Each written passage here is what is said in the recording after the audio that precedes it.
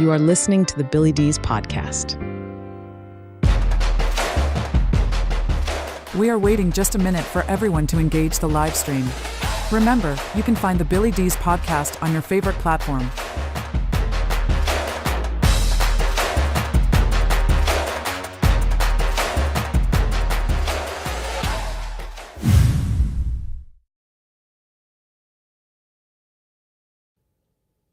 All right. Well, hello, everyone. Welcome to the live stream. Happy Memorial Day weekend.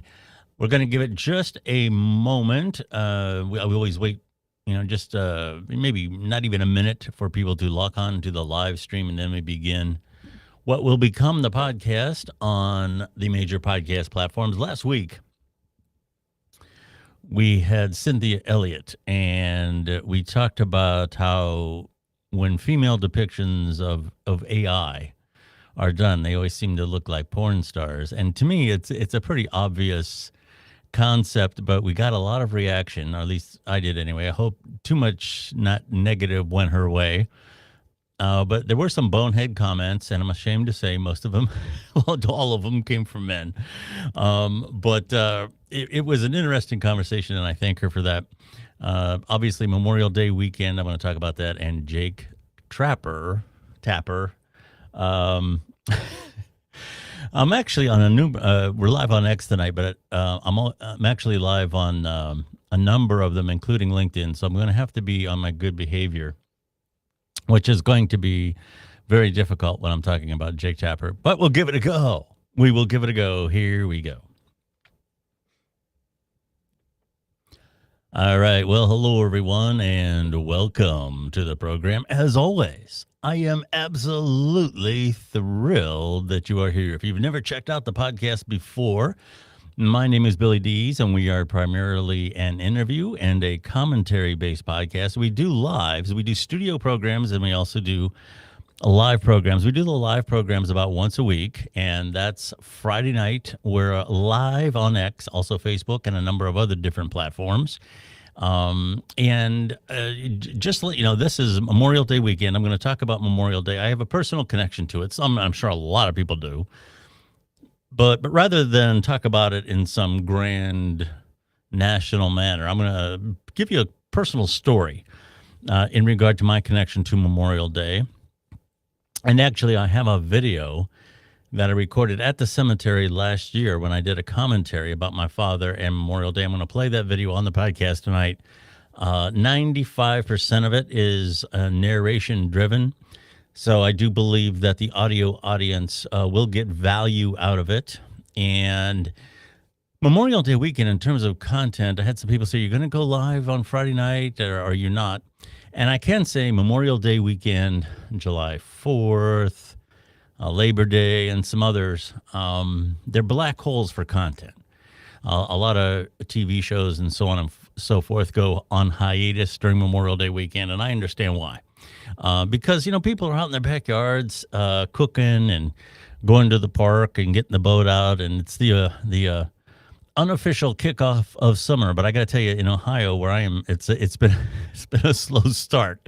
It's been kind of chilly out there. But nonetheless, in terms of spirit, Memorial Day weekend is kind of like the kickoff to summer. And so sometimes, there's a fall off on that.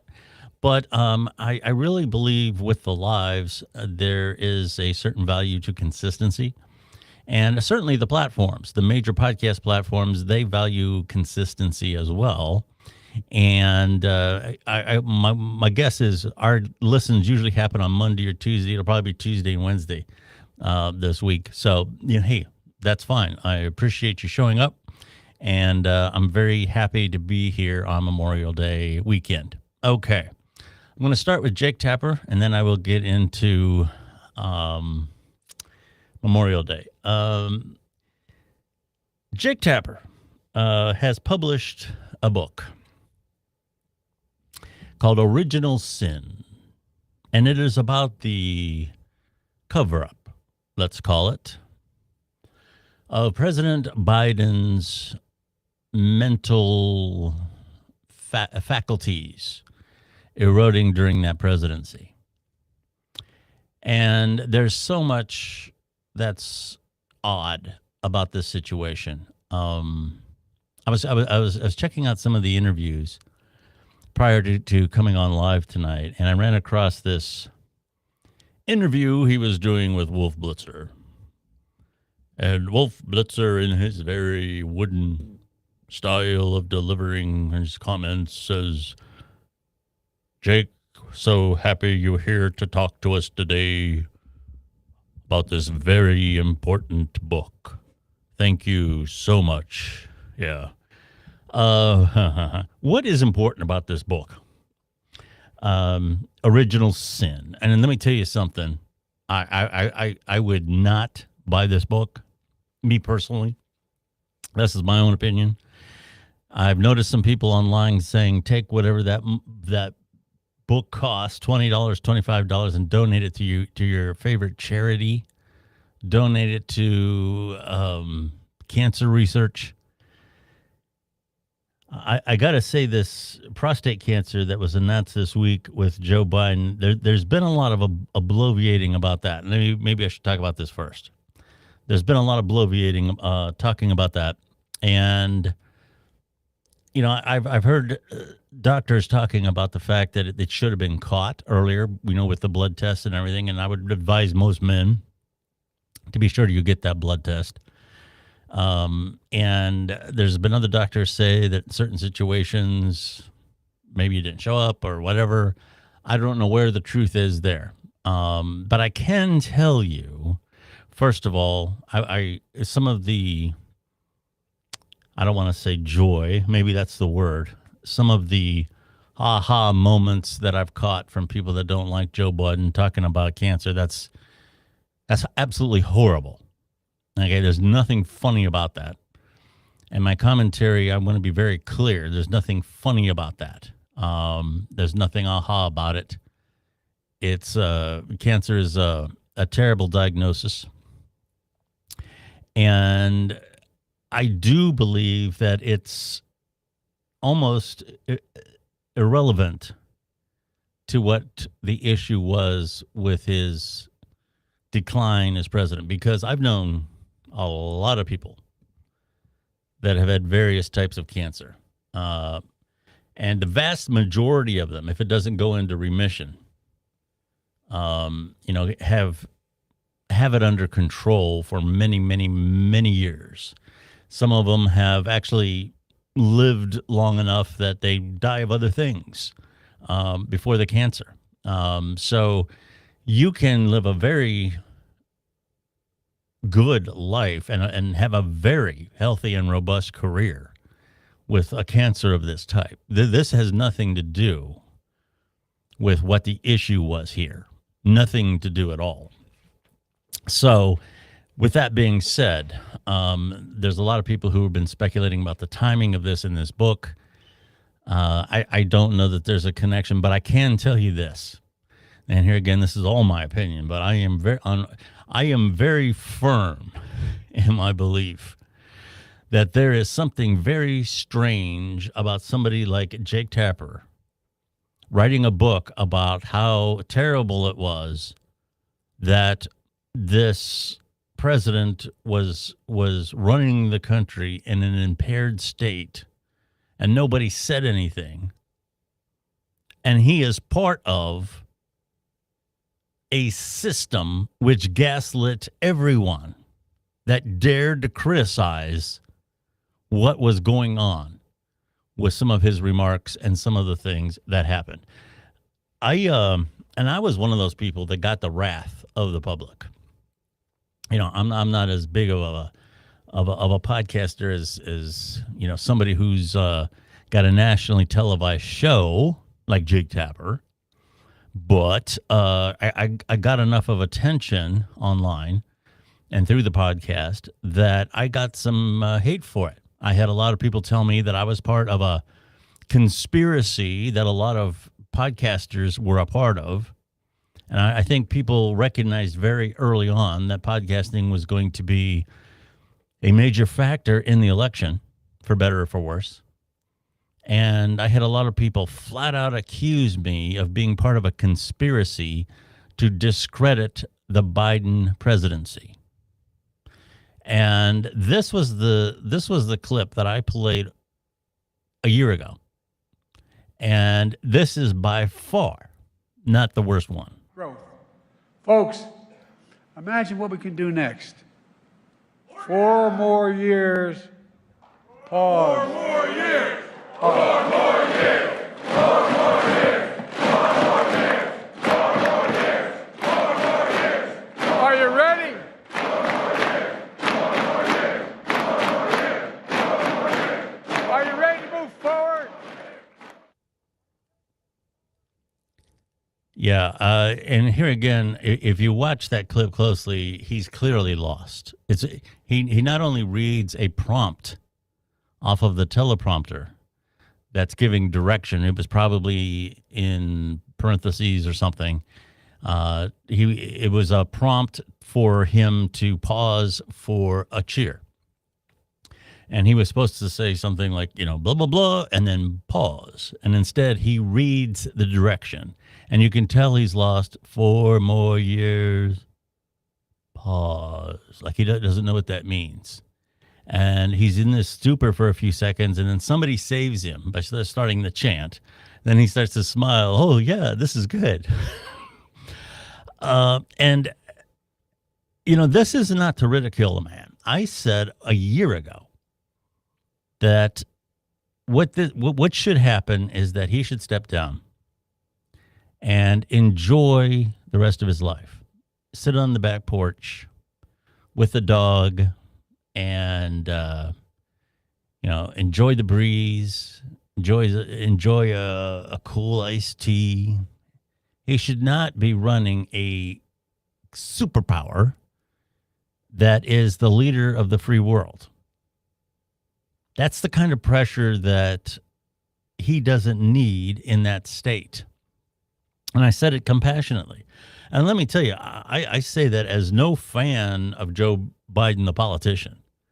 I mean, to be totally honest, when he was young, he was a goof. Okay, but he was very well-spoken. He was very articulate. As a matter of fact, I used to watch Joe Biden speak a lot of times because he was very entertaining, even though I very seldom agreed with a word he said.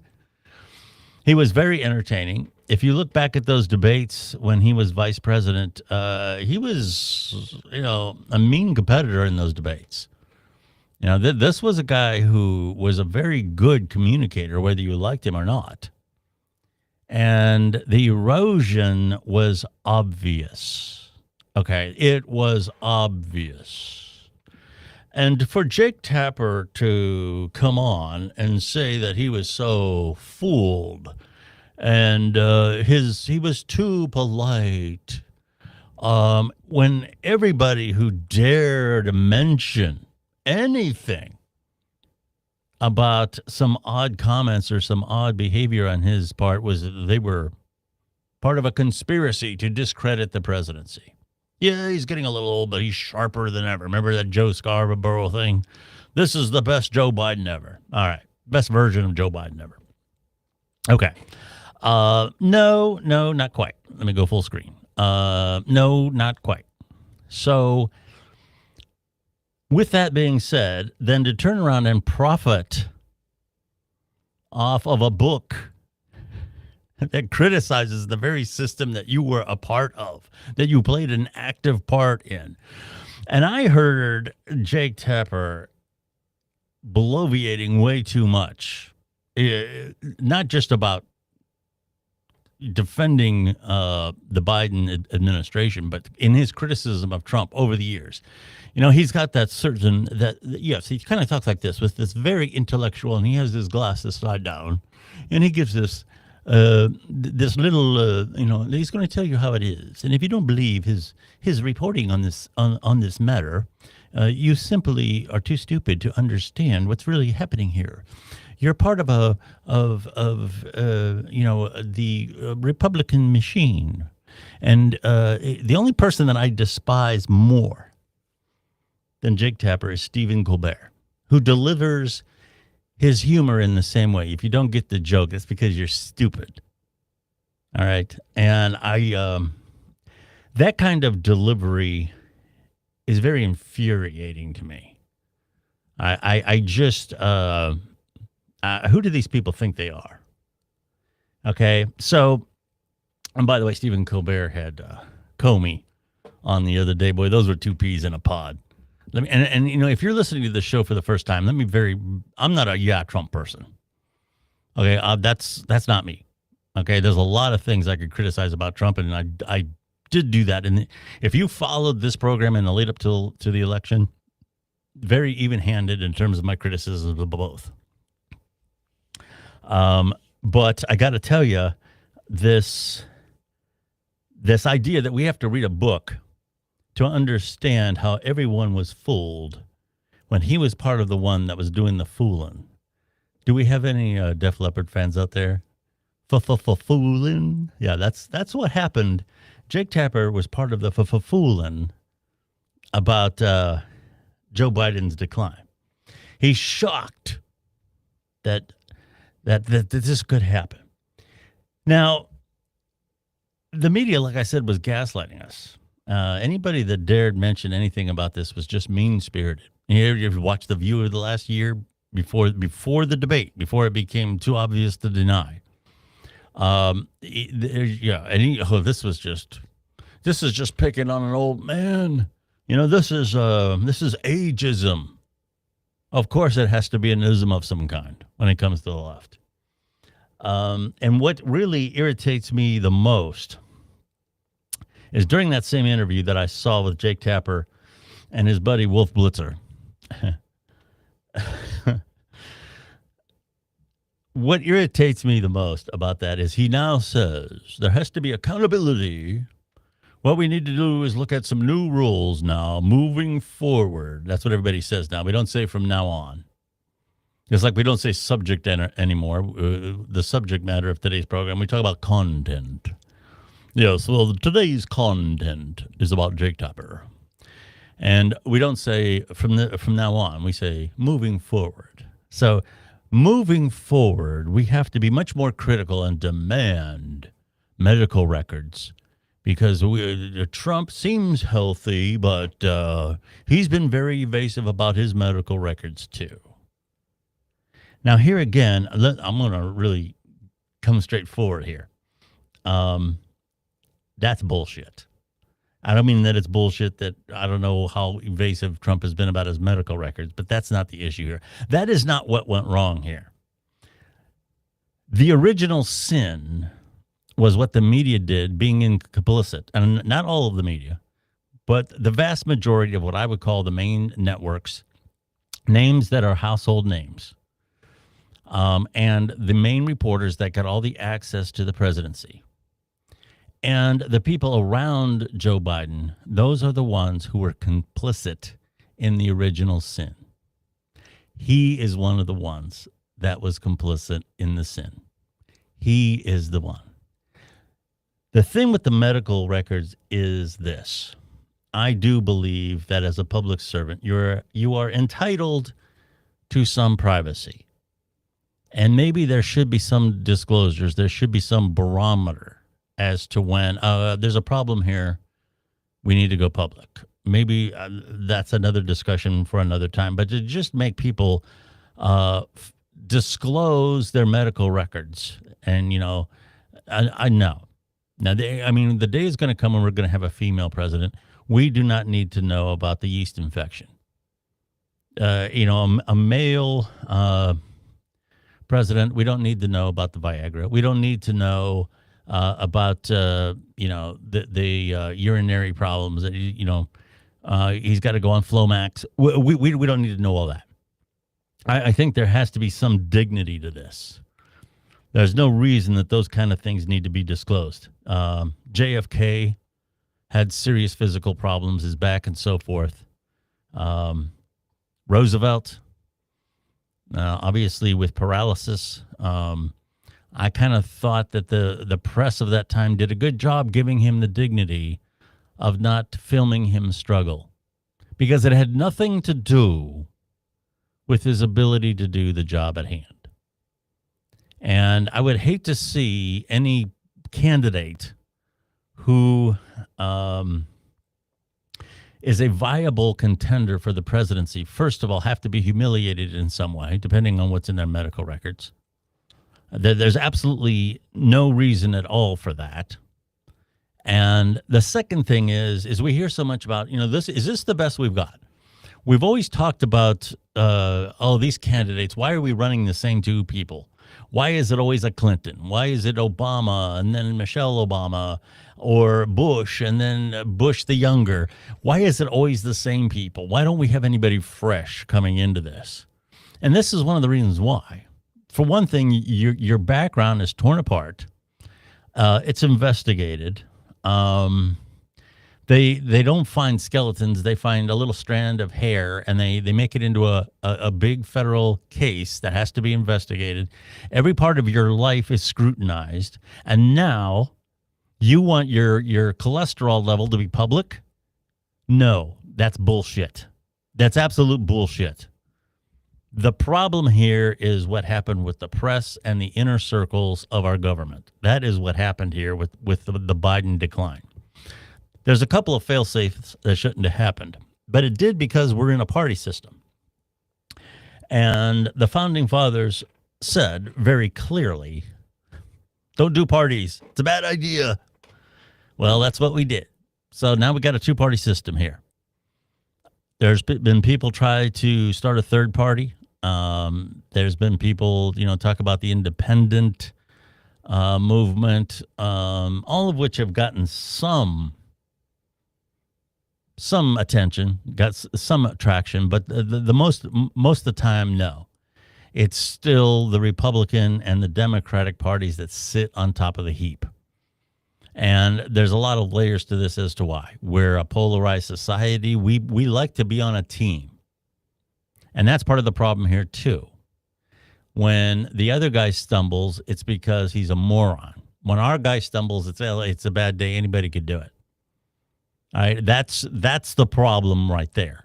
We can't objectively analyze anything because we're either on that person's team or we're against that person's team. So the public is complicit in creating the media that we have now to a large degree because they are vying for an audience. And I've spoken at length about this before. There was a time when news was a public service, so it's a business now. It's an entertainment business, just like you try to figure out what song is going to go to number one. These news organizations now think about what storyline is going to get people to tune in to the news. What's going to inflame the public that they're going to be hungry for this information, like a bunch of piranha in a wild feeding frenzy. So the media was complicit in this. They did not like Trump. So they wanted to protect Joe Biden. So the media is at the front line of what went wrong here. The reason that we have the First Amendment and freedom of the press and all these other kind of things is that one of the other founding fathers' principles was that there has to be a system of checks and balances, some officially in government and some unofficially in society as a whole. And they always felt that an informed public was an informed voter was the best safeguard to democracy and freedom in general and democratic principles.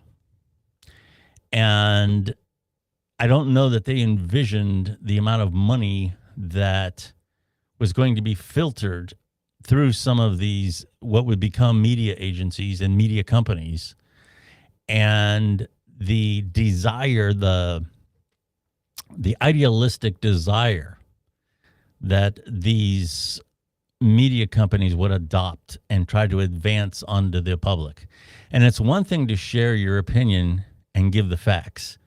It's another thing to give the facts that support your opinion. And that's what a lot of them did during this because of their hatred of Trump, because of their hatred of certain aspects of conservative ideals. And here again, I don't subscribe to all of them. conservative ideals, that is. I don't subscribe to all of them. But here again, I don't want to see anybody's position presented that way. And I would say the same thing if it happened to President Obama or anybody else. And he was mistreated by the press to a certain degree, certain aspects of the press. Absolutely, he was. But nothing like what happened to Trump. Now, with that being said, the second layer that failed after the media, or certainly in addition to the media, was because of the fact that everybody's on a team in government now. The president is surrounded by people in his party. They gathered their wagons, the Democrats did, in his inner circle and said, how can we hide this? And there was, obviously, they didn't want to relinquish. They didn't want to have the president step down, but they should have. Somebody should have talked to him. Somebody should have had that conversation a year before the election. But I believe, and a lot of people have said this, I can only speculate as to what the plan is. They had to know he could not go another 4 years. They had to know it was beyond that. They would be lucky to get him through his term. And here again, I said that on the podcast in a year before the election, that it was that bad. And I wasn't the only one who knew it. I mean, this wasn't some secret. This idea that Jake Tapper was actually floored by these things, that somebody in his position with the access to the White House that he did and CNN did, that he didn't know that something was really strange going on there. Give me a break. Give me a break. But because of the fact there's, the team is around the president, they didn't ask him to step down. Nobody said, hey, it's time for the vice president. We need to evoke, the amendment, get the thing going on here. Nope, they didn't do it. I really believe if they would have said a year before, he's not going to run, we're going to have the primary process, we're going to choose another person. The whole thing with Kamala, I don't know how, if they wanted to handle that any differently, but they should have done it that way. And here again, I'm not a quote unquote yay Trump, but I am saying if I was a Democratic advisor, my advice would have been, you got to get out ahead of this. Okay, you got to establish a solid candidate before the election next year, or you're going to lose. All right. And they decided, no, we're going to hold this close to our vest. We're not going to expose this. We're going to get him through his first term. Or get him through his first term here.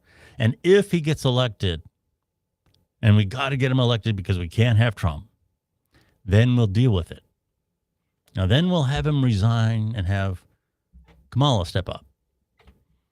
I don't know. I'm speculating there, but the decision was not the correct one. The inner circle around Biden failed him and failed the country. The governmental inner circle around him, because they were all on the same team. And there's some people who have made even further conjecture that quite possibly they wanted to be controlling the decisions. Other people wanted to be making the decisions, and they could milk this for everything it's worth. Maybe that's true, maybe it's not. But that's the first failure. The first failure was the inner circle around Biden. The second failure was the media, which did not do his job. Megyn Kelly did a great job listing all the opportunities that Jake Tapper had to question what was going on with the president. The lack of interviews, the lack of press conferences, the micromanaging while he was on stage or at any public appearance, the lost expressions, the goofball comments. It was obvious. There was no need to disclose medical records. Everybody knew there was something messed up. Okay, and Jake Tapper can take that book and shove it where the sun doesn't shine. As far as I am concerned, I don't need him and his scholarly reporting on this matter. He talks with a little, yes, Jake Tapper here from CNN. And yes, we have to investigate this. This was one of the worst things that ever happened to American democracy. And we were fooled. The press was misled. Stick it. Stick it where the sun doesn't shine, my good friend Jake Tapper. And I'll tell you what, you can go on the Stephen Colbert show and talk about it, and I will just absolutely, with all of my heart, 100%, can't wait to miss that one. So, anyhow, there you go. Yeah. All right, moving on to Memorial Day. Memorial Day, for me, has always had a very somber, maybe? Somber is probably a good word. I had a very dynamic father, to say the least. We talk about the lack of discipline and the lack of masculinity in a lot of our parenting these days. Well, my dad was too much of a good thing. He had a very rough life. I speak about it in the video that I'm going to play here in a few minutes. And very violent childhood. Ended up in the military, ended up in battle situations, was fired upon a number of times as a special engineer. And one of the worst things that ever happened to my dad after making his way through orphanages and then going and serving in the military was his brother, which was the only real family that he had, ended up getting killed in combat. And my dad became a very bitter man. And I got to say, he was a good father. He kept me in line. I was a little a rambunctious kid, and I needed that discipline in my life. But it was less than perfect because he had PTSD really bad. And he never hit me or my mother. But, boy, you didn't cross him. You did not cross my old man. So when I say it's a somber day, I say it's hard to feel what most people feel in terms of sadness when it comes to my old man, because there was such a dynamic, powerful personality in my life that I still don't know how to describe it.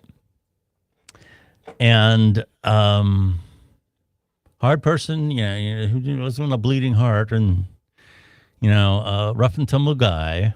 And I figured that he was going to go out in a blaze of glory of some kind. He would get so angry that he would almost froth at the mouth. It looked like he had rabies when he was in a fight or something. It was just, and he wasn't a bully. But like I said, you didn't cross him. And I always figured that he was either going to have a massive heart attack or a massive brain aneurysm, and he was going to get killed. Somebody was going to kill the son of a bitch. Somebody was going to shoot him, whatever. And when the diagnosis of cancer came, he was already very weak. He died of cancer of the pancreas, and it was diagnosed very late, as it often is. And he just kind of faded away in about 2 weeks.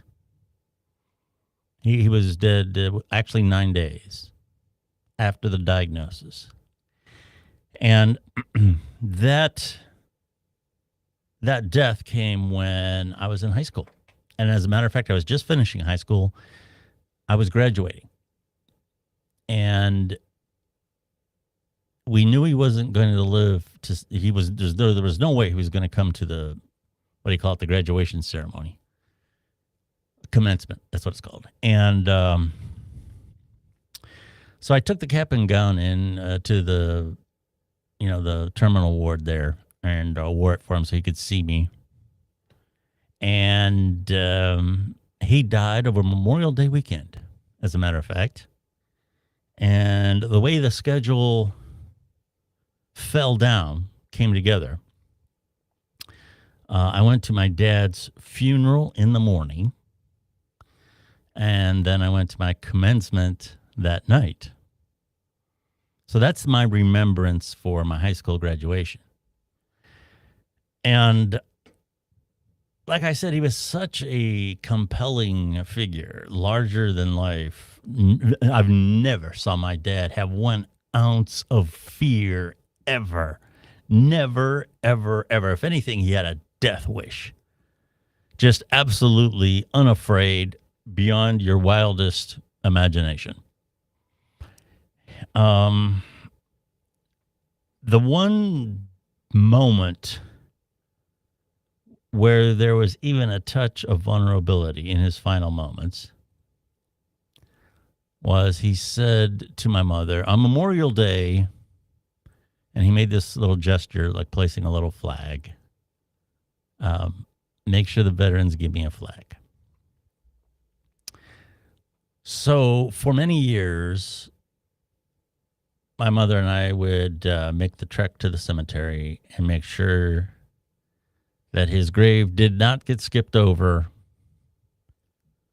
and that he got a flag on Memorial Day.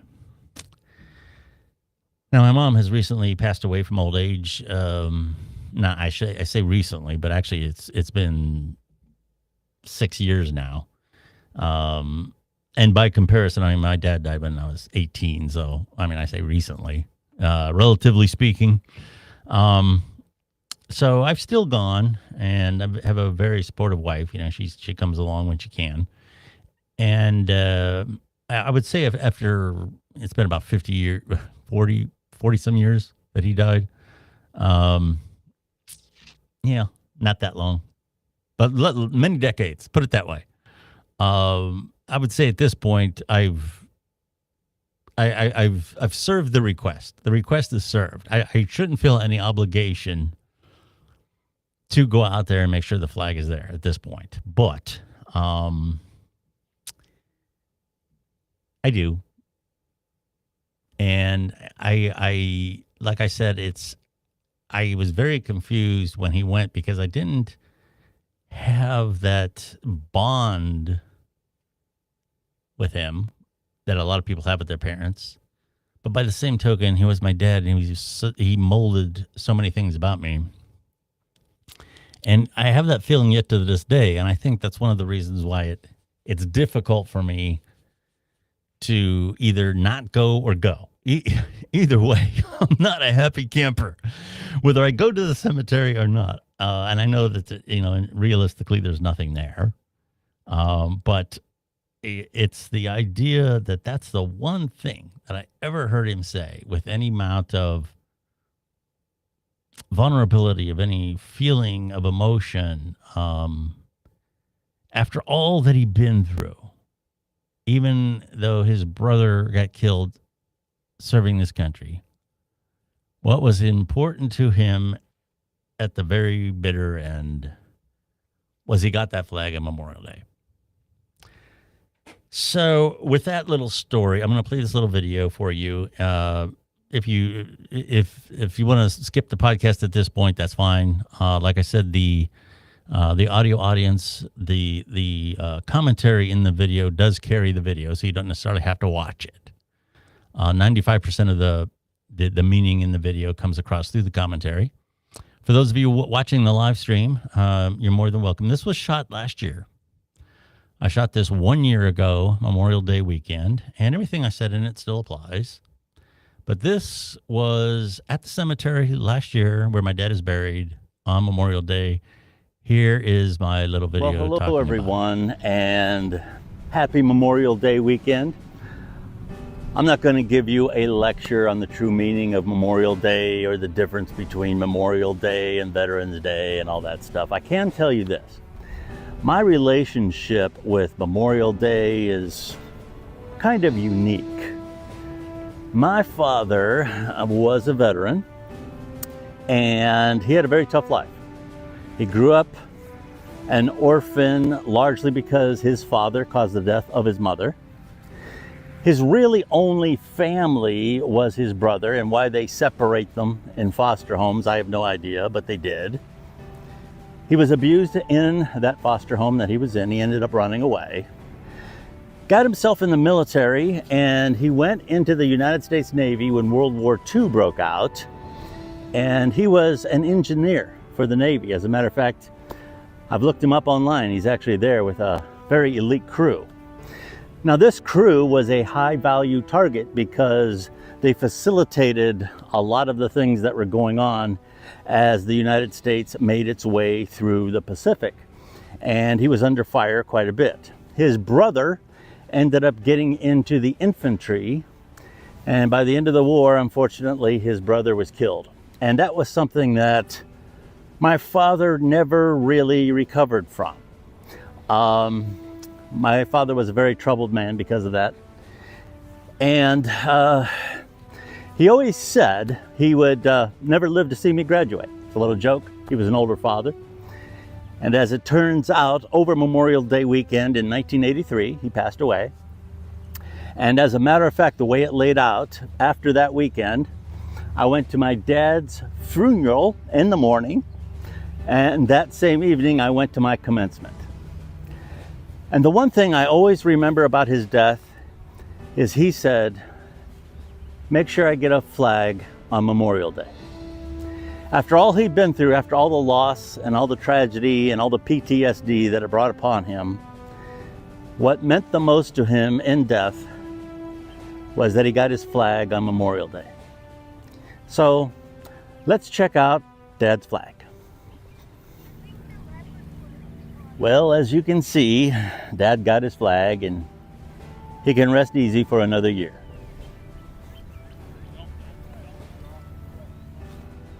My father absolutely understood the importance of taking military action. Sometimes we have to do it. Winston Churchill said, you better pay attention to this gathering storm in Germany.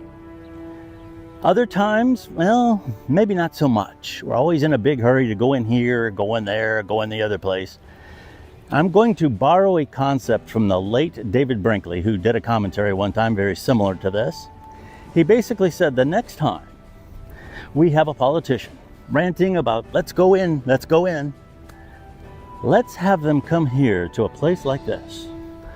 Among all these flags and all of these fine people on Memorial Day who actually love this country and understand the importance of the sacrifices that have been made for it. Let's have them come here and make their case as to why we have to take military action. And if it can stand up here in a place like this, just maybe, it has merit.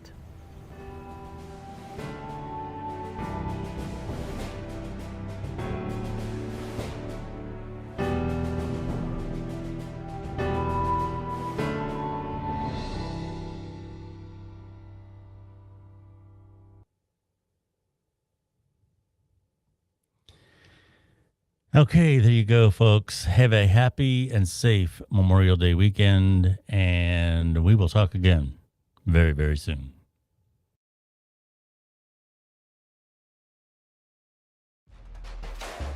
Thank you for listening to the Billy D's podcast. Follow Billy D's on X @BillyD's for updates about the program.